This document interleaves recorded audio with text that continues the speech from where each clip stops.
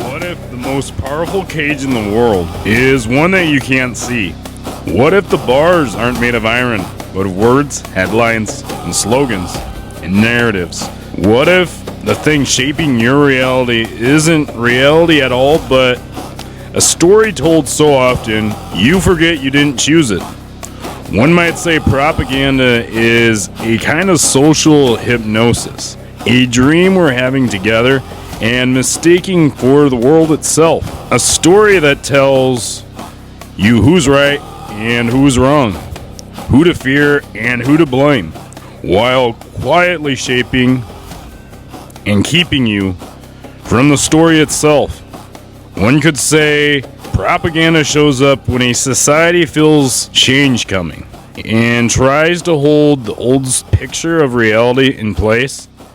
It's the voice of a world that senses its own contradictions, but isn't ready to face them yet. This is Traversing the Strange World, and I'm your host, Isaiah Danbury, and welcome back to the Thursday Journal, Notes from the Strange World. And tonight, I'm going to be sharing with you some of my thoughts and some of my reflections about propaganda and rhetoric. So here we go. Propaganda isn't just lying. That's the easy version. Propaganda is selective storytelling.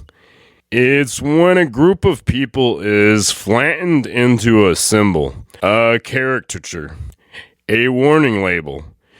It's not designed to inform you, it's designed to replace experience. And it usually comes with a quiet rule. Don't go see for yourself. Because propaganda works best when curiosity is treated as betrayal. Once you start noticing propaganda, you realize it follows a pattern. It reduces people to a single trait. It repeats emotionally loaded language. It discourages direct contact. It frames outsiders as threats. And it rewards conformity while punishing questions. And the uncomfortable truth is, it works. Not because people are stupid, but because stories shape how we interpret reality.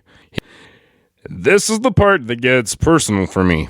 I grew up in the Messianic Hebrew Roots movement, and the very first congregation I attended was culty, to say the least. They were extremely closed off. I would encourage you to look into the Messianic Hebrew Roots movement to get more thoroughly informed on that. I will not be going into that on this episode. But this congregation also distanced themselves from other Messianic congregations. There was a lot of rhetoric, a lot of certainty, a lot of talk about people we never actually spent time with. And the picture painted was inaccurate. It was suspicious. It was definitive. But what changed everything for me wasn't an argument, it was contact. But the people were more complex and more kind than narratives I inherited. And the realization was unsettling because it meant I hadn't been lied to by one person. I had inherited a story without ever checking it against reality. You know, you can have a Christian going to a totally woke church, and then you can have a Christian going to a MAGA church. Both exist on a spectrum of Christianity, but propaganda oftentimes will meld the little details all into one character, a representation, a misrepresentation.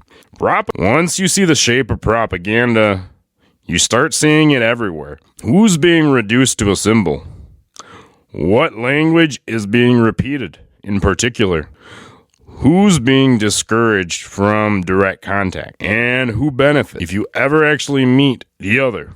Who have you formed your opinions about without ever knowing personally? What groups do you only know through headlines, sermons, or social media? Modern propaganda doesn't announce itself. It comes wrapped in memes, headlines, outrage clips, selective statistics, emotionally loaded language, and it works best when it convinces you that you're thinking independently. Be cautious when you hear everyone knows, it's obvious that, or only an idiot would disagree. They all think, or these people are. When a group of millions is reduced to a single motive or a character trait, you're not being informed. You're being printed and primed. Real humans are messy. Propaganda is clean and simple. Does it keep you angry or inactive? Does it redirect your blame away from institutions? Does it turn your neighbors into your enemies? Does it make complex problems feel emotionally satisfying? One of the most effective tools in modern propaganda is the antidote. One video, one story, one clip. Antidotes are not meaningless, but they are not patterns. Ask, is this being presented as representative? Is broader data being ignored? Are counterexamples being dismissed or mocked? Truth can survive scrutiny. Propaganda cannot. And this one sounds simple, but it's not. Propaganda thrives in isolation. If every person you know holds a different view, is a villain in your imagination, that's a warning sign. Go talk to people offline, at work, at the gym, at the bar, in your community. You don't need to agree with them. You just need to see them as a human. Direct contact dissolves the caricature faster than any fact checked ever will. Every ideological system, right, left, religious, secular, has sacred cows. Pay attention to topics you're discouraged from questioning, assumptions you treated as moral facts, questions framed as dangerous. When curiosity is treated as betrayal, propaganda has entered the room. Being a citizen in a democracy isn't just about voting. It's about developing the discipline to resist being emotionally hijacked, to slow down, to ask better questions, to refuse easy villains. Most of us didn't choose the political stories we inherited, but we do choose whether we examine them. And in a world saturated with noise, learning to see clearly might be one of the most radical ideas left. And here's the question that humbles me almost every time. How certain am I that my version of the story is the true one? Because the older I get, the more it seems like our political system isn't a clean battle of good guys versus bad guys. It often looks more like different power groups with different agendas, and everyday people like us get emotionally recruited to defend them, to vote for them, to argue for them, to hand them more power. And a lot of times, we don't see much benefit on the ground.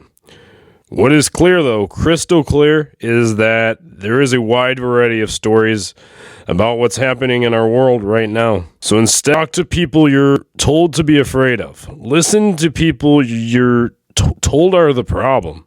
Weigh what they actually say against the rhetoric you've heard about them. In my own life, I've met conservatives who are moderate, conservatives who are far right, and everything in between. I recently went to a No Kings protest just to talk to people and actually interview a few people for this podcast. And you know what I found? A mix of different beliefs, different tones, different reasons for being there. Just people, just like you would expect in any gathering of Americans. But propaganda doesn't like nuance. It melts all those little details down into a symbol, a label, a badge, something easier to hate and easier to dismiss, easier to fear. And if we want to stay human in a world that keeps trying to sort us into teams, we have to slow that process down. We have to dissect the symbol through conversation. That's harder than reposting a meme and harder than picking a side, but it's how we start seeing each other again. And that might be one of the most important skills we can build in a world and an age full of noise. My prayer for our generation is that we notice what the other generations didn't notice. We ask the questions that they failed to ask. We feel the things that they were numb to. If we can be the gardeners of our own minds and see past the propaganda, the rhetoric, the manipulation, take charge of our own minds, then no lie can take root in us and no manipulator can hurt us. And now let me end this with a quote from Stephen Hawking. For many years, mankind lived just like the animals. Then something happened which unleashed the power of our imagination. We learned to talk and we learned to listen. Speech has allowed the communication of ideas, enabling human beings to work together to build the impossible. Mankind's greatest achievement has come about by talking, and its greatest failure by not talking. It doesn't have to be like this. Our greatest hope could become reality in the future. With the technology at our disposal, the possibilities are unbounded. All we need to do is make sure we keep talking. All right, my fellow strangers, that was this installment of my Thursday journal, Notes from the Strange World. Let me know, my fellow strangers, what were your thoughts? And while you're at it, if you don't mind, go ahead and like and subscribe. I hope this was helpful to you, and I hope I didn't lose you with all my ramblings.